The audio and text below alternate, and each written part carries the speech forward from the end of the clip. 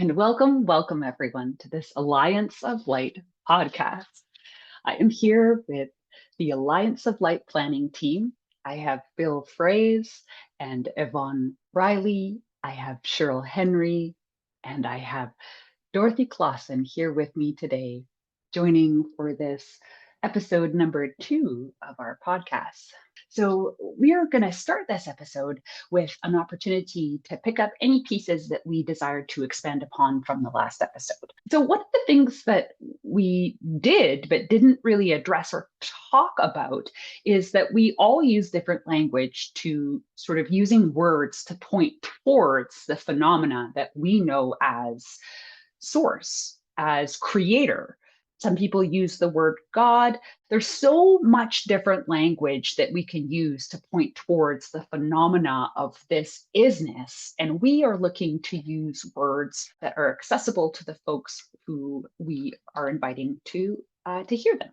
And if we don't use the word that you use, please engage your brain's autocorrect system to, to just change that so that it meets whatever your receiving is of that language. Because the shared intention of the reality we're speaking towards is indeed desiring to be a shared reality. And our intention is to be inclusive and to use language that's accessible. And we invite you to modify whatever the language is so that it's receivable. And anything that we share that resonates for you, this is all an invitation.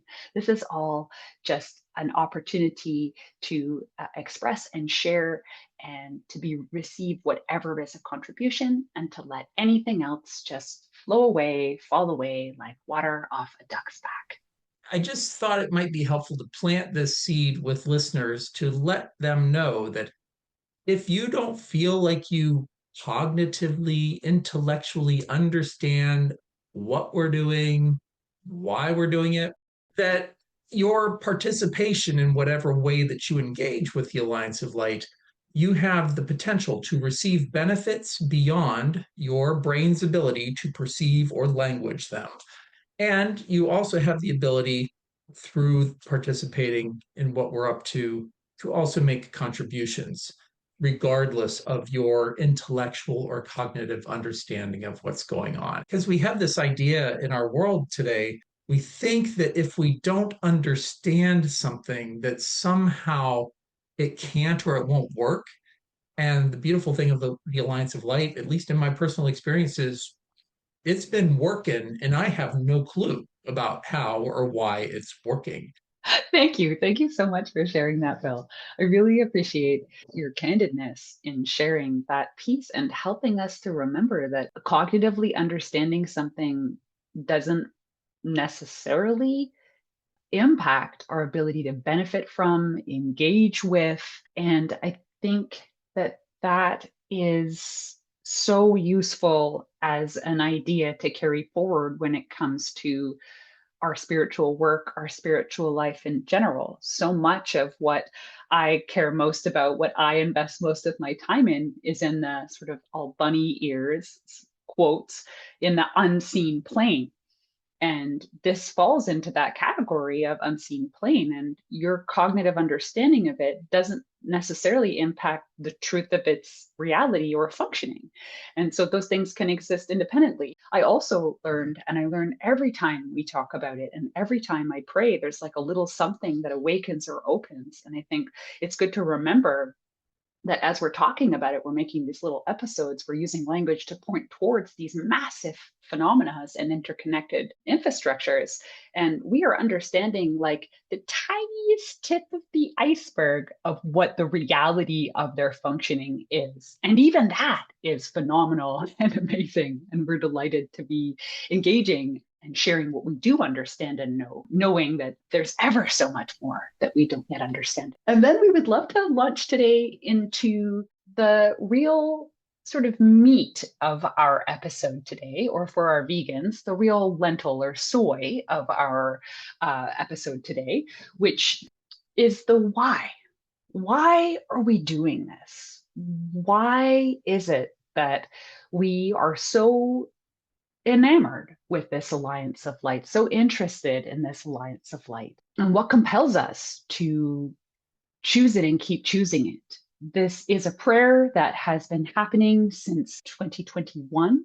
And so that's quite a long time, twice a month. It's been twice a month now for a number of years. Before that, it was once a month. So it has continued to evolve over time. This is that part where we get to share what drives us. Why is it that we are choosing to invest our life force in this as a project? I would love to open the floor for anybody who desires to share. And I will say to start off with that for myself, I never considered not doing it. Once I was aware of the possibility and the potentials, it wasn't like it even felt like a choice. It was more like remembering and recognition and like, oh, yes, this is of me and for me. Yes, this is what I'm up to. Yes, yes, this.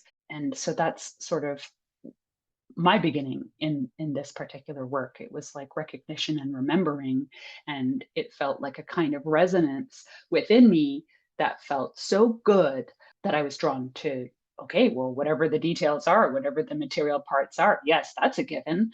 I'm interested in more of this sense of connection, of resonance, of truth awakening and blooming within me. Thank you, Bill. I've been on a conscious spiritual journey here since the late 1990s. And as I was thinking about my journey, I mean, one of the waypoints that I thought about was that I became aware of, I'll call them light structures. The first ones I became aware of are what we would often call portals of light and the lattice of light. And I became aware of those around 2018. And I've been fascinated with those ever since. And then, Elizabeth and I were part of a group.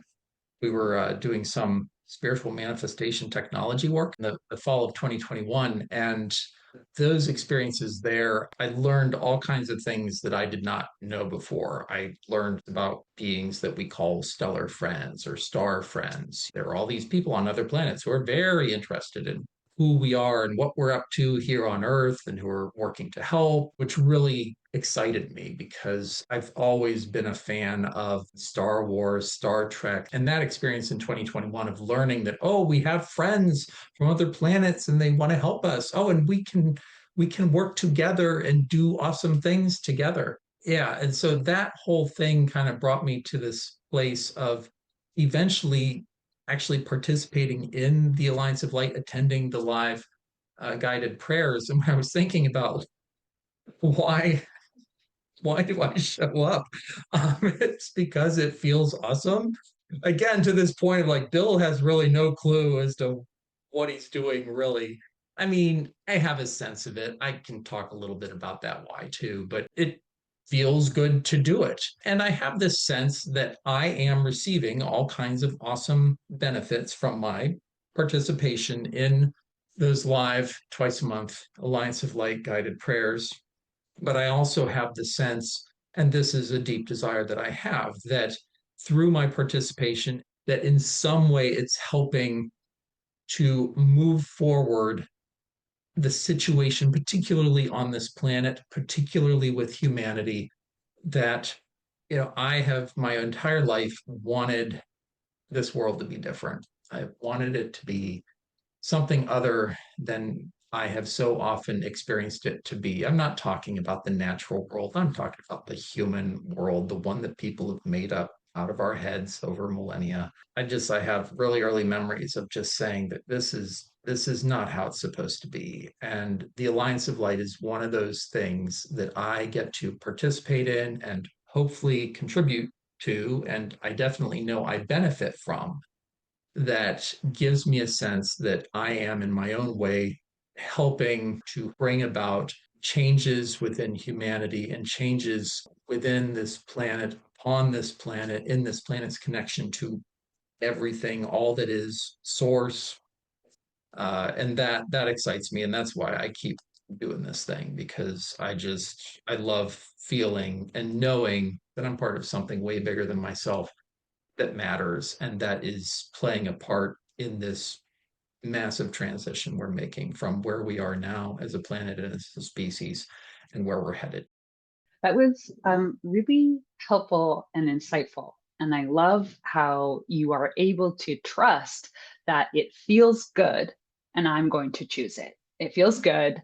And even if I don't understand all the implications, it feels so wholly wholesome and good that I'm willing to choose this, even if I'm not cognitively understanding every minutial detail of the what. I, I have a deep soul desire to serve, to contribute, and particularly in alleviating pain, in soothing suffering, in ameliorating awfulness.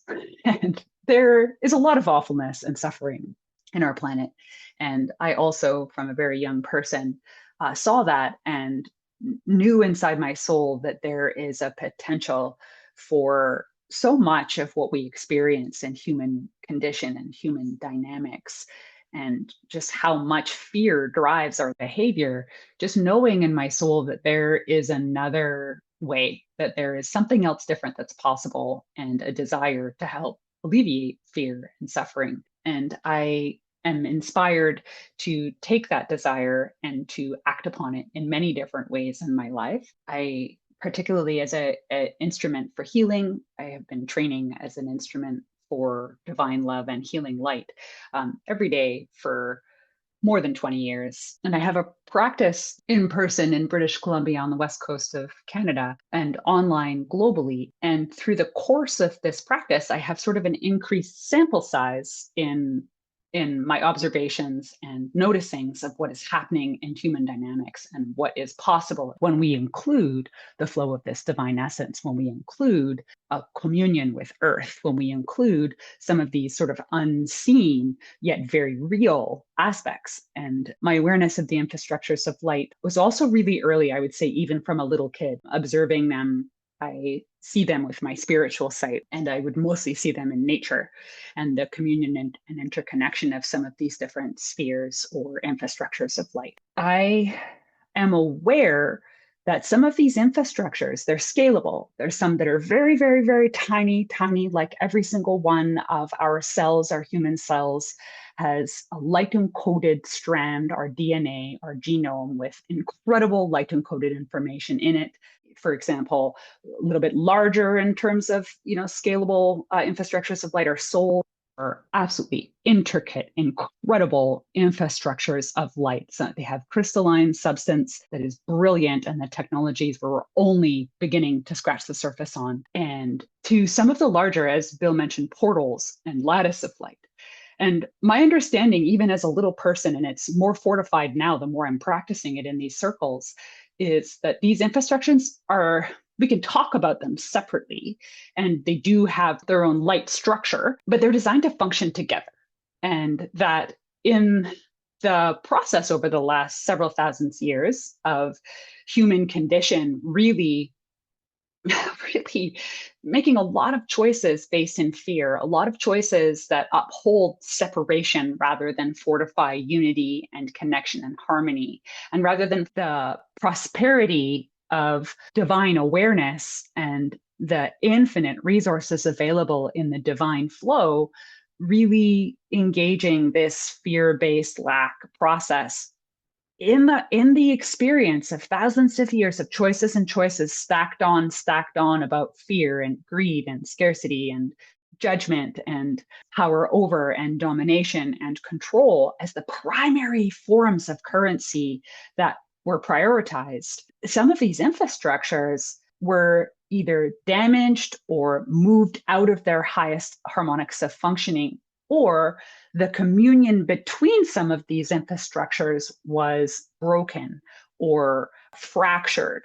And if we think about that, even in terms of our own structure, I admit I am not functioning right now in the wholeness of my being all the time, everywhere I go. I have fractures that I am holding within me based on some of this programming, where my mind even sometimes fractured from my body, and that's material, checking out of my body to focus on a task, or quiet body, doesn't matter if it hurts, we're moving through whatever our priority task is, right? Anybody who's been a parent or been in service or caregiving probably can relate to, like, there are times where you prioritize the task you're doing and not what your body is telling you.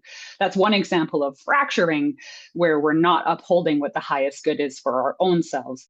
And that's just one tiny example, but this experience of this fracturing as it pertains to these infrastructures of light, it means that the light information and the energies that are desiring to flow from the highest, finest harmonics, the highest dimensions, through all the way down to the densest places. So our planet Earth, our material structures is a more dense place than even our spiritual structures. So our material body and mind, that's more dense than our spirit body and mind and than our soul. So when we're looking to bridge these different densities, or we're looking to bridge these different systems, we are desiring to restore the wholeness, to remember the truth of the interconnection of all. And so much of the human condition has indoctrined lies of separation that we kind of have to function from to be able to participate in this material reality as it is. And yet that doesn't sit well with many of us. Many of us find a discontentment in this fracturing and this disconnection. There's many ways this can look in different spaces for different folks. We're also very unique, but there is this common thread of this experience of being not functioning in the wholeness of our being and not functioning with all of the dimensions and possibilities of the wholeness of reality available to us moment by moment. Some of us are developing our spiritual senses and faculties, and we are able to dip into those high, fine places and spaces and draw from those realities and expand our material awareness and really do some more of that bridging. But that's often even a bit segregated. It's not like that's moment by moment, day by day, even those of us who are devoting our lives to it. It is a radical act to know ourselves and love ourselves. It is a radical act to do kindness in the world for the sake of doing kindness, not for a specific result. My understanding of these infrastructures of light is that they desire to commune with one another to facilitate this inpouring of light and light information and healing and soothing and nurturing and light of abundance and unconditional love. These infrastructures desire to be able to move smoothly and easily through the scalable technologies, from the massive, massive grids like the Alliance of Light to the network of light, the lattice of light that surrounds our globe, to the portals, to each individual, our illuminated souls, to our literal DNA and infrastructure filaments of light. They desire to move in. And yet there are breaks. And so some of the work that we're doing here is to bridge these different infrastructures so that they can function more in the wholeness of their being. And from my perspective, that starts one illuminated soul at a time, one divine love, one unconditional love illuminated soul at a time. And so part of why I'm involved in this particular work, why I desire to do it, is that it really addresses my soul desire to contribute to healing, to contribute to remembering of that wholeness, of that unity of functioning, to contribute to the bridging of these infrastructures that were never meant to be damaged or torn apart or fractured or separated, but that was a result of the stacked up human conditions. Human beings do have free will choice. And as much as if you look around on Earth right now, it doesn't always look like a truly liberated free will choice, free of coercion or other implications, but we are intended to have free will choice.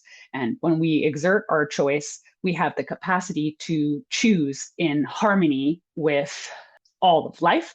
And we also, because it's free, have the capacity to choose in a way that's not in harmony with all of life, and in fact, in a way that can damage us or others.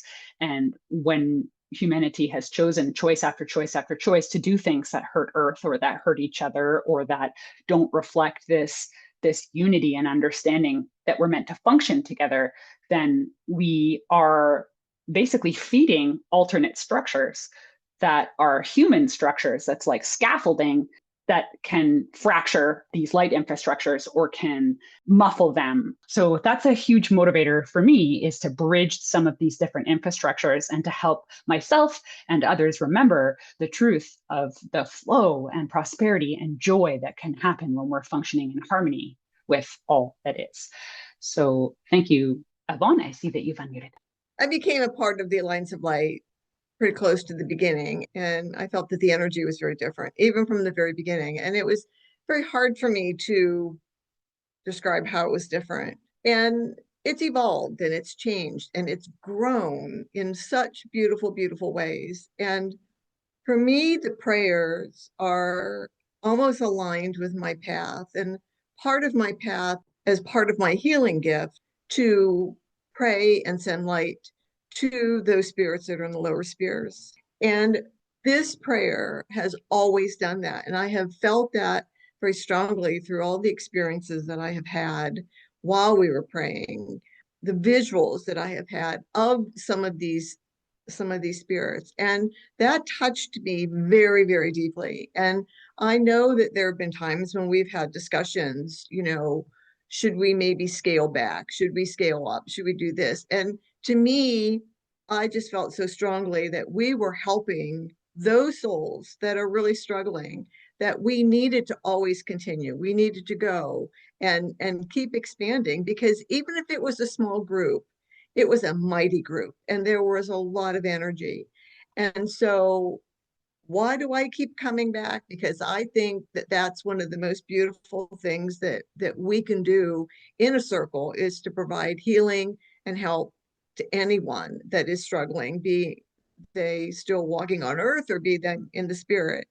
And I want to share that with everybody. I wish everybody could feel like I feel. I wish they could get those experiences. And I think they can by participating in this prayer and just allowing this beautiful prayer to just flow, however it works for them.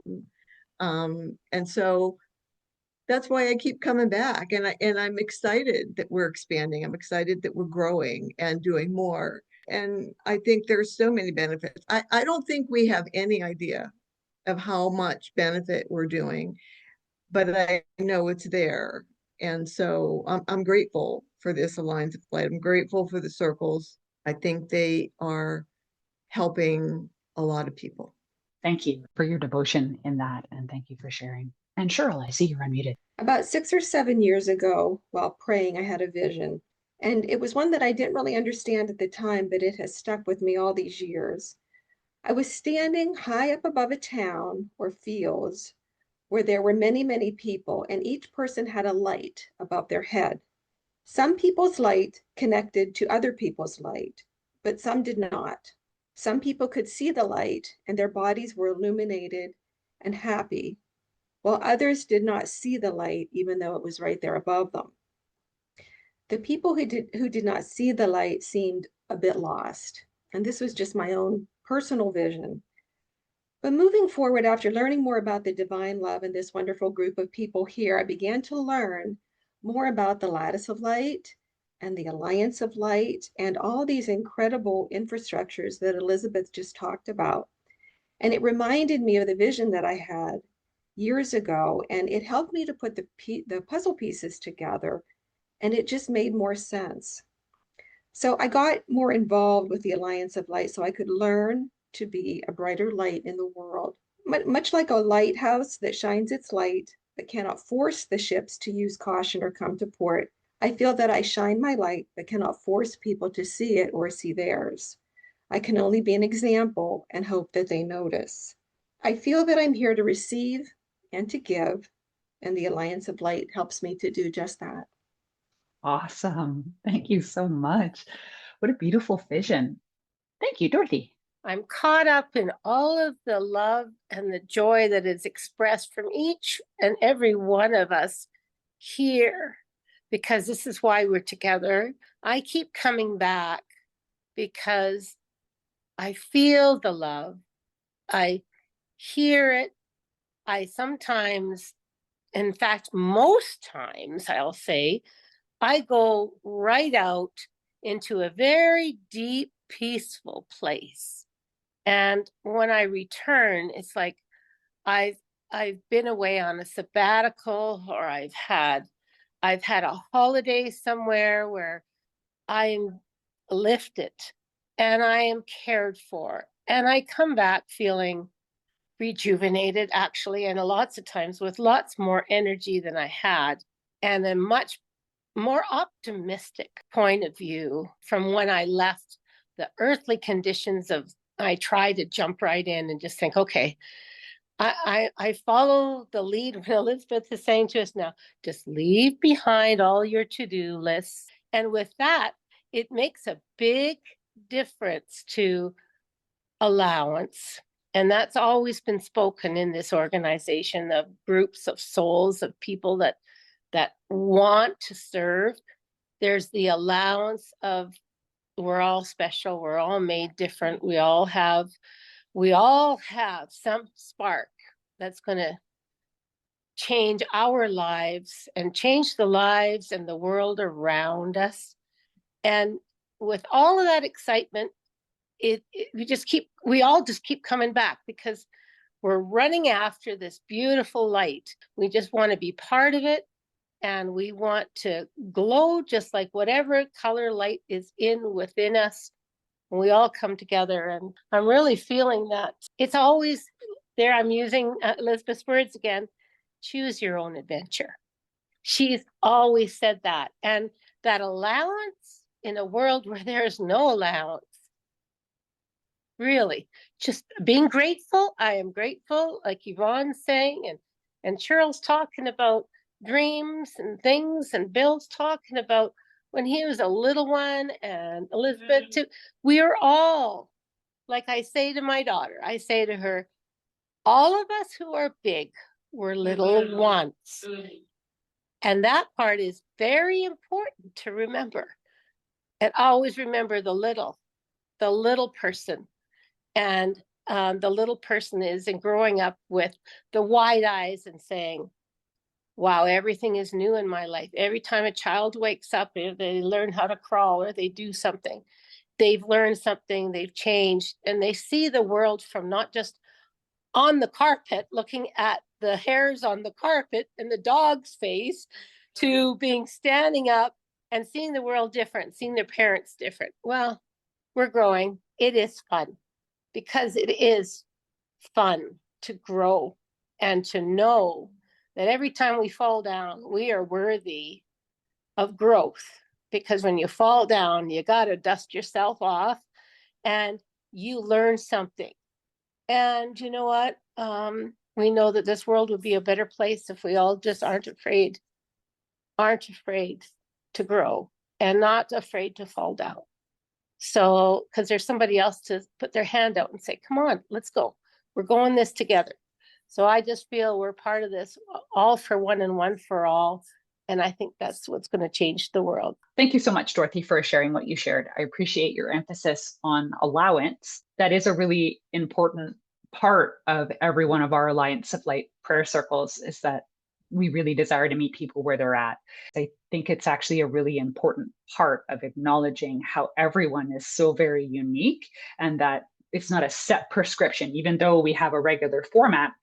How people participate and what energies they bring and where they're at is totally unique to them. And it is a choose your own adventure. I think we might be coming to the home stretch. Thank you so much for listening to this Alliance of Light podcast.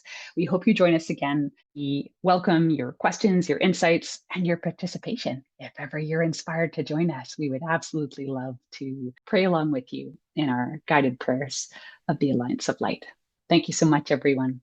Until next time.